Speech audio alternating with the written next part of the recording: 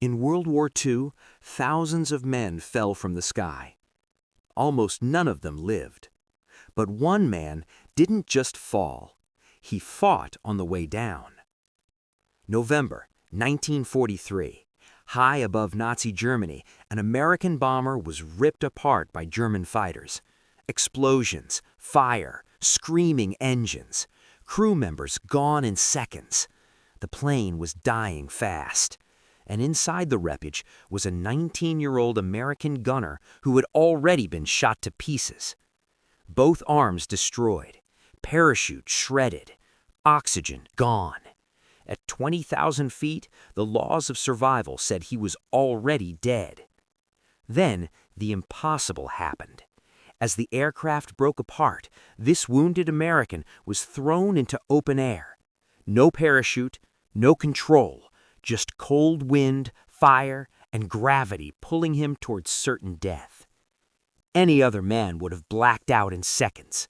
He didn't. While falling 4 miles toward the ground, this man kept firing his machine gun at German fighters circling above him.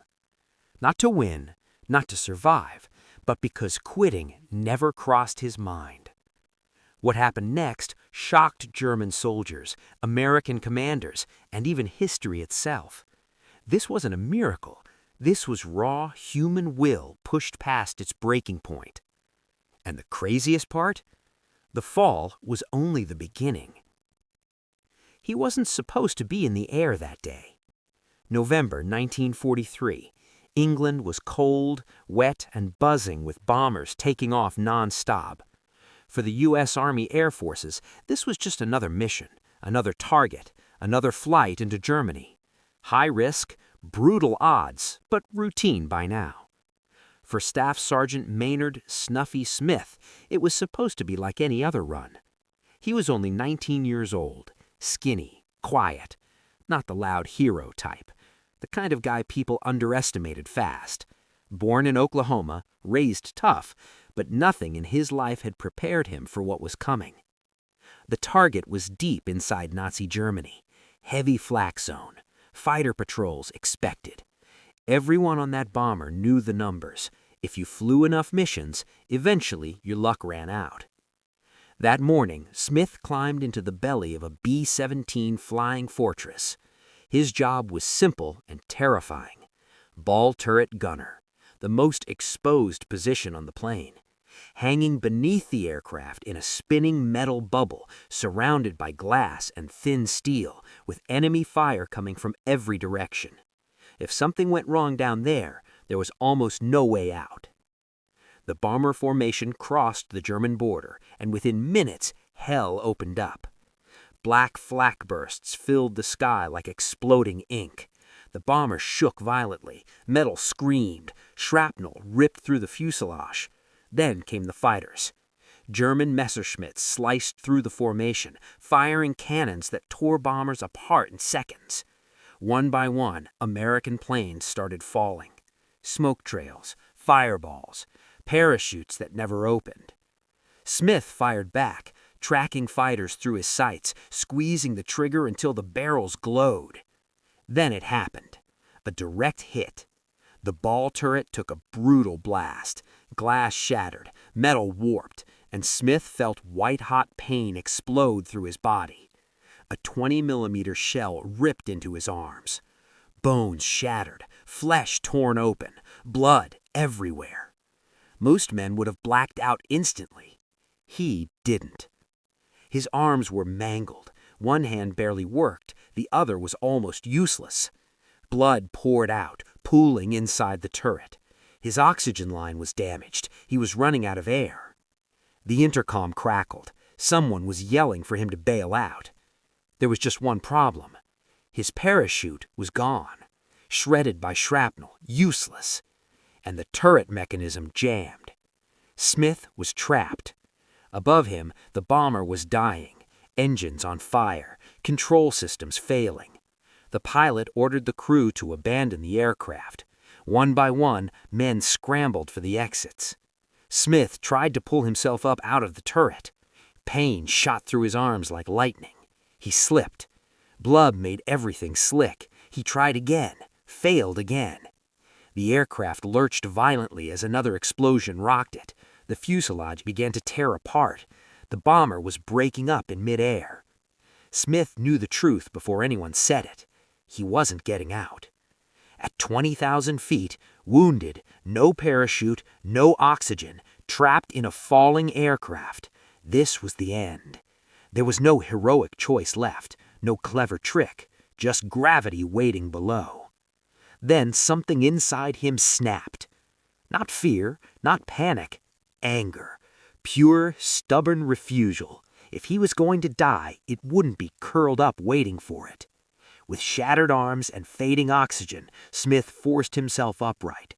He freed himself from the wrecked turret just as the aircraft tore apart. Cold air slammed into him. The bomber exploded behind him, and he fell into open sky. No plane, no parachute, no control, just a badly wounded teenager in freefall over Nazi Germany. But as German fighters circled above, watching the bomber go down, they saw something that made no sense. The American was still fighting. The sky swallowed him whole. Cold ripped through Smith's body as he tumbled end over end, the roar of wind drowning out everything else. The bomber was gone. The formation was gone. There was no up or down anymore, just spinning sky, fire far above, and the dark earth rushing closer by the second. This wasn't a jump. This was a death sentence. At 20,000 feet, a human body has maybe seconds before panic takes over. Your lungs lock, your vision tunnels, your mind screams that this is impossible. People freeze, they flail, they lose consciousness. Smith didn't. He forced his eyes open. The pain in his arms was unreal, bones grinding, muscles shredded, but pain meant he was still alive. He twisted his body, fighting the spin, trying to get control like he'd been trained, even though training never covered this. No parachute, no reserve, no plan, just instinct. Below him, the German countryside rushed closer. Fields, forests, thin roads cutting through farmland. He knew the math. At terminal velocity, he'd hit the ground at over 120 miles per hour. Nothing survives that. But then, through the blur, he saw it. A thick cloud layer below. It wasn't much. Clouds don't stop falling bodies, but clouds do hide things. Smith angled his body, aiming not for survival, but for delay. Every second mattered. As he plunged, his body finally began to fail. Oxygen deprivation crept in. The edges of his vision went dark. His thoughts slowed. Then he hit the clouds. For a split second, everything went white. The sudden moisture shocked his senses back. The temperature changed. The violent wind softened just a little. And that's when gravity played its cruel trick. His damaged flight suit caught the air differently. His torn gear dragged unevenly. His fall shifted from a straight plunge into a wild, unstable glide. Not controlled, but not straight down either. Below the clouds, the ground rushed up again, but now he could see something else. Trees. A dense forest, not open fields. Smith made a decision that no one should ever have to make. He aimed for the trees. At the last second, instinct kicked in harder than fear. He crossed what he could of his shattered arms in front of his face. His body hit the treetops like a thrown rock. Branches exploded, leaves shredded, wood cracked. Each impact stole speed, not enough to save him, but enough to change how he hit the ground. Then everything went black. German soldiers found him hours later. They expected a corpse. What they found instead made seasoned veterans stop dead. Smith was alive, broken, bleeding, unconscious, but breathing. Bones in his arms were shattered, his skull fractured, his chest crushed, his legs twisted unnaturally. By all logic, he should have died 10 times over. A German medic shook his head. No parachute, he said quietly. "Impossible." Smith was taken prisoner and rushed to a field hospital. Surgeons worked for hours just to keep him alive. They amputated, set bones, stopped bleeding that shouldn't have been survivable. When Smith finally woke up, days later, he was confused, weak, and in enemy hands. A German officer stood at the foot of his bed. "You fell from the sky," the officer said. "You should be dead." Smith barely opened his eyes. "I guess I missed," he muttered. The officer stared at him. Then, slowly, he smiled. But survival was only the beginning, because Smith's fall wasn't the end of his story. It was the reason the world would never forget his name. Waking up hurt. Not the normal kind of pain. This was every nerve screaming at once, like his body was reminding it shouldn't exist anymore. Smith tried to move, nothing happened. Tried to speak, his throat burned like fire. He was alive, but barely. The room smelled like disinfectant and smoke, whitewashed walls, dim lights, foreign voices, German. That's when reality hit him harder than the fall ever did. I survived the impossible just to become a prisoner. A German medic noticed his eyes move. He froze for a second, then called out. Within moments, officers filled the room. Not angry, not mocking. Curious. They looked at Smith the way men look at a ghost that shouldn't be there. One officer stepped closer, studying the bandages, the traction on his legs, the splints on what used to be his arms. "No parachute," the officer said again, almost to himself. "No aircraft debris nearby. You fell alone." Smith forced a dry smile. Guess gravity was feeling generous. The officer didn't laugh, because this wasn't funny. This was unnatural. Smith was transferred to a POW hospital wing. He couldn't walk, couldn't use his arms, couldn't even sit up on his own. Guards assumed he was finished, just another broken airman waiting to be shipped to a camp. They were wrong, because while Smith's body was wrecked, his mind was wide awake. He listened. German soldiers talked, doctors complained, officers argued about fuel shortages, air raids, the war turning against them. Smith memorized voices, routines, shift changes.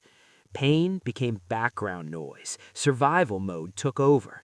Days turned into weeks. His bones slowly healed. Crooked, weak, the healing. German doctors were skilled, and ironically, they saved the life of a man who would later humiliate them. Then, one night, something changed. An officer came in late, younger, nervous. "You are special," he said carefully. "Berlin wants to know how you survived." Smith didn't answer. "Some believe," the officer continued, "that men like you do not break easily." Smith met his eyes for the first time. "They already tried breaking me," he said. "It didn't stick." The Germans began asking questions. Not torture, not yet. Questions. How high were you flying? What formation? Which base? Which targets? Smith answered, "Wrong. Every detail slightly off, every number shifted, every name misplaced, just enough to sound believable." German intelligence wrote it all down. They didn't realize they were being fed slow poison. Weeks later, Allied bombing raids started hitting places Smith had accidentally mentioned. German officers noticed the pattern too late. That's when the tone changed. Guards became harsher. Conversations stopped. The curiosity faded, replaced with suspicion. Smith was transferred again, this time to a high-security POW camp. And that's where the legend really began. The camp commandant walked Smith through the gates himself, watching how a man with half a body still held his head high. "You are famous here," the commandant said. "The man who fell from the sky and lived." Smith looked around at the barbed wire, the towers, the guards with rifles. "Good," he replied. "Means you'll remember me." The commandant frowned. "You will not escape," he said calmly. Smith smiled. "I didn't escape gravity either," he said. "Didn't stop me." That night, lying on a hard bunk, pain pulsing through his bones, Smith stared at the ceiling and made a promise to himself. "If I survived the fall, if I survived the surgery, if I survived captivity, Then he wasn't done yet, not even close. Because Smith wasn't meant to die quietly in a camp, he was meant to embarrass an empire. Smith's body was a battlefield, broken arms, shattered ribs, a skull still wired with metal plates. Every breath screamed pain, every step was a gamble. But his mind, sharp as a razor, every guard step, every routine, every whispered order, memorized. He wasn't just surviving anymore, he was calculating. The camp was harsh, frozen winters, minimal rations, guards who shot stragglers, disease that spread like wildfire. Men died daily, but Smith, he refused to be just another statistic. He turned every weakness into a weapon. Late nights, he'd crawl to the edges of the barracks, eavesdrop on guards talking about patrols, supply deliveries, weak points in the fence. He listened for patterns, for mistakes, for the tiniest crack in their armor. And then he began teaching, not openly, not yet. Other prisoners watched in awe as he improvised exercises, teaching them how to move silently, how to signal each other without being seen, how to survive on almost nothing. Pain forged him into a leader, one no German officer expected. Smith also learned patience, waiting for the right moment, studying every patrol, every schedule, every weakness in the fortress that held him captive. His body screamed surrender, but his mind screamed revenge. One morning, he noticed a transport arriving, a new group of prisoners, among them a young navigator from a recent bombing raid. He was terrified, shaking, barely able to stand. Smith quietly guided him, showing him how to blend in, how to survive in the frozen hell. Word spread, Smith became a symbol of hope, a ghost of resilience. Men whispered about the airman who survived a 4-mile fall, who refused to die, who taught others how to cheat death in their own cages. But the camp commanders were watching. Rumors reached them, rumors of the American who should be dead is alive, teaching others, influencing prisoners. They didn't know whether to punish him or study him. Then came the harshest winter yet. Supplies dwindled. The cold could freeze a man solid in minutes. Frostbite claimed fingers. Rations barely existed.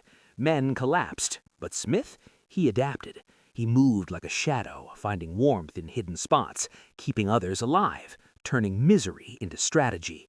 By spring, the war was shifting. Rumors of Allied advances reached the camp. The guards were nervous. The prisoners whispered plans of escape, but none dared attempt it, not yet. Smith watched. He waited. Every broken bone, every scar, every ounce of pain became fuel, because survival wasn't enough. He was preparing for payback.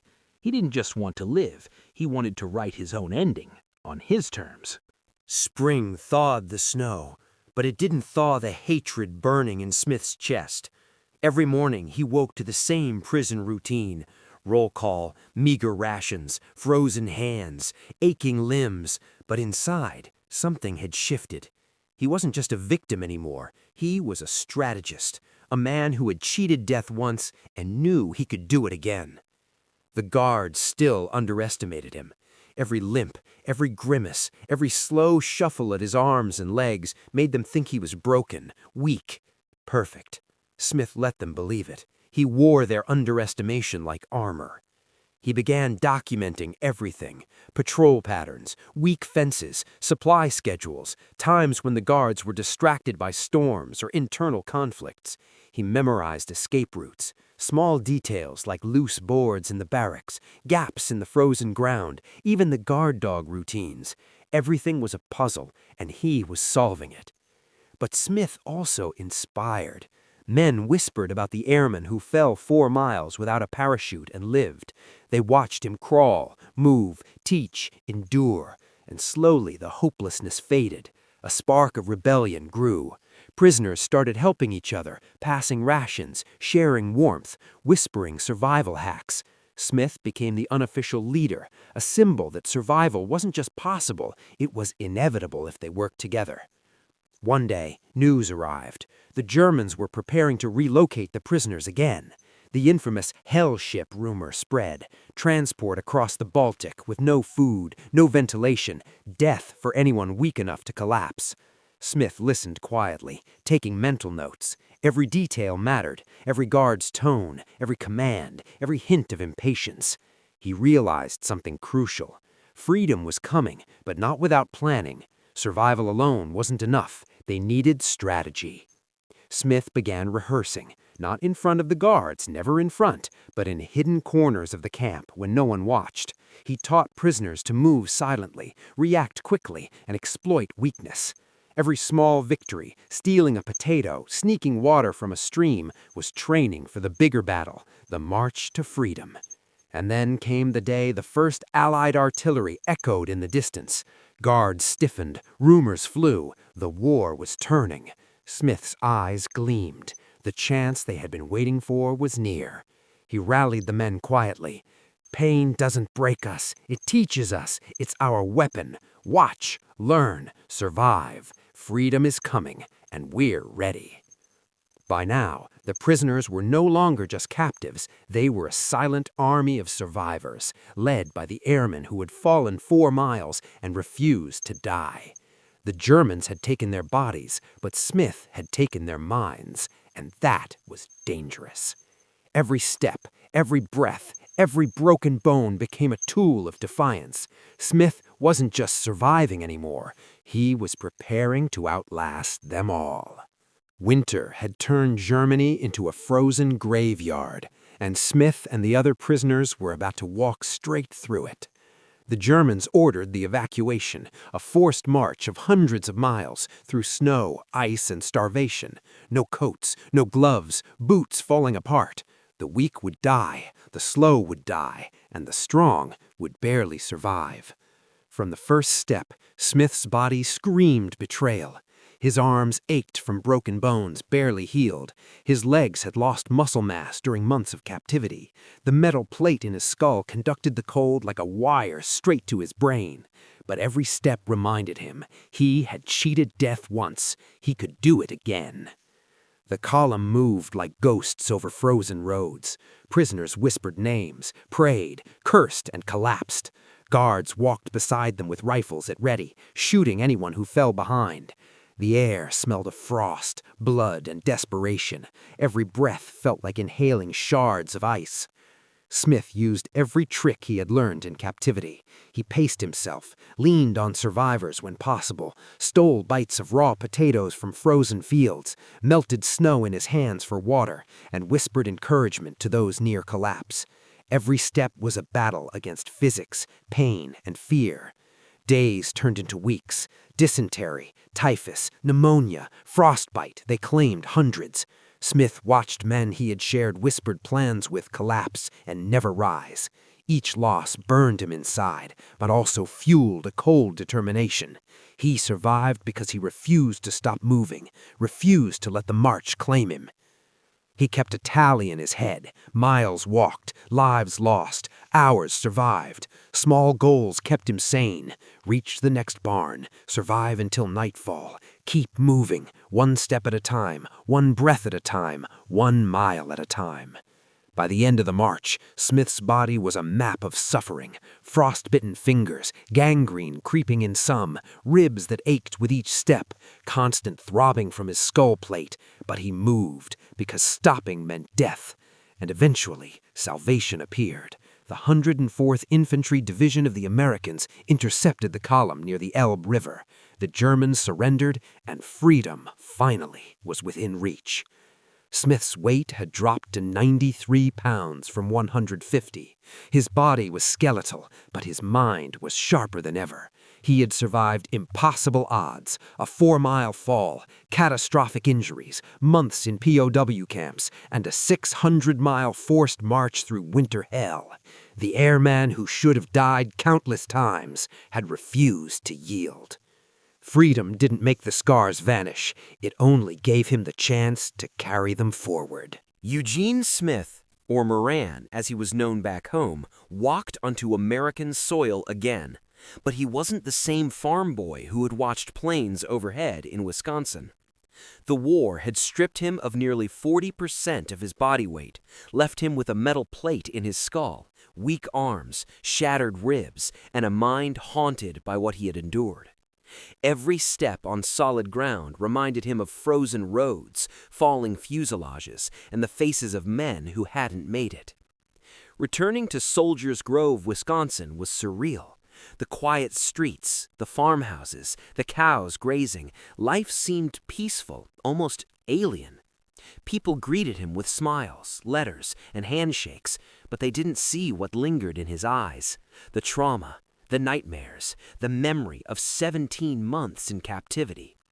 He married Margaret Finley, a local girl who had known him before the war, and together they built a home. But inside, Eugene carried the echoes of the past: the roar of machine guns, the screech of tearing metal, the chill of the Black March. He rarely spoke of the war, even to his children. Talking meant reliving it, and reliving it meant pain. He became a symbol of survival, but survival came at a cost. The physical wounds never fully healed. His arms remained weak and prone to pain. The metal plate caused frequent headaches, and his ribs throbbed when storms approached. Yet, despite the scars, he lived. He raised a family, farmed the land, and slowly stitched together a life. He attended church, watched his grandchildren grow, and found small pockets of peace in the ordinary. He understood that survival wasn't just about escaping death, it was about finding purpose in the life you'd fought so hard to keep. Recognition came late. In 2007, the Wisconsin Board of Veterans Affairs awarded him the Veteran Lifetime Achievement Award, officially honoring the man who had survived impossible odds. Streets bore his name, journalists wrote his story, historians documented the fall from the sky and the march through ice. Finally, after decades of silence, the world knew of Eugene Moran, the tail gunner who refused to die. He died in 2014 at 89 years old, having lived 7 decades beyond the moment that should have killed him. His philosophy was simple but profound. I would rather wear out than rust out. A farm boy, a tail gunner, a survivor, his story remained a testament to human will, endurance, and courage. The story of Eugene Moran didn't end with his return home. It began there. Every detail, every narrow escape, every impossible moment became part of a legacy that outlived him. From the tale of a disintegrating bomber to freezing marches across Germany, Eugene had lived experiences that could have killed him dozens of times over, yet he endured. His life became a bridge between history and the present, a reminder of what ordinary men could survive and achieve under unimaginable circumstances. Historians, writers, and journalists were drawn to his story. Military archives, German records, and survivor interviews confirmed the staggering truth. Only 3 Allied airmen survived falls of comparable distance without parachutes, and Eugene was one of them. His actions weren't just heroism, they were statistical miracles, acts that defied both probability and expectation. The B-17 tail gunner who refused to surrender had become an emblem of courage against all odds. Moran's story resonates because it's not about war itself. It's about human will, resilience, and survival. It's about a farm boy from Wisconsin who faced the deadliest skies of World War II, suffered catastrophic injuries, endured the Black March, and lived to see the 21st century. His life teaches that even when everything seems lost, determination and courage can carry you through. To this day, schools, historians, and military enthusiasts study his missions, the tactics of the 8th Air Force, and the extreme conditions he survived. His family keeps his memory alive, passing down tales of the tail gunner who shot his way through falling wreckage, the man who fell 4 miles without a parachute and lived. His story isn't just historical, it's timeless. And here's the truth. Stories like Eugene Moran's go viral because they tap into the raw human experience: fear, pain, courage, survival. People connect not with numbers or medals, but with the fight against impossible odds, the battle within oneself, and the ultimate triumph of sheer willpower. That's why Eugene Moran isn't just remembered, he's immortalized.